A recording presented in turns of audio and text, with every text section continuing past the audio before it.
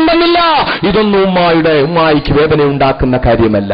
പൊന്നുമോനെ, രാജ്യത്തിന്റെ സ്വാതന്ത്ര്യത്തിന് വേണ്ടി ഇറങ്ങി പുറപ്പെട്ട് രക്തസാക്ഷിയായ മക്കളുടെ മാതാവാണെന്ന് ഞാൻ അഭിമാനിക്കും മോനെ.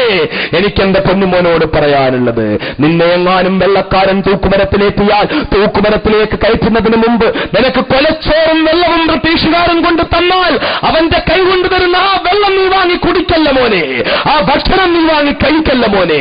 അവസാനമായി കൊലച്ചോറ് തരുന്നത് വാങ്ങി കഴിച്ചുകൊണ്ട് നീ പോകരുത്. നീ ഒട്ടിയ വയറോടെ തൂക്കുമരത്തിലേക്ക് പോകണം. നിന്റെ കഴുത്തിൽ തൂക്കുകയറ് വീഴുമ്പോൾ ആദ്യമായി നീ മഹാത്മാഗാന്ധിക്ക് ജയ് എന്ന് പറയണം. രണ്ടാമതായി നീ ലാ ഇലാഹ ഇല്ലല്ലാഹ് എന്ന് തൂക്കുമരത്തിൽ കിടന്ന് പറയണമെന്ന് തന്റെ പ്രിയപ്പെട്ട മകന് കത്തെഴുതിയ ബീഗം ആബിദായപ്പോൾ ഒരു പെണ്ണിന് ജന്മം കൊടുക്കാൻ, ഒരു പെണ്ണിനെ വേറെ പ്രസവിക്കുവാൻ ഇന്ത്യ രാജ്യത്ത് ഏതെങ്കിലും അമ്മമാർക്ക് കഴിഞ്ഞിട്ടുണ്ടോ? ആ ബീഗം ആബിദായുടെ പ്രിയപ്പെട്ട മക്കളാണ് ഇവിടുത്തെ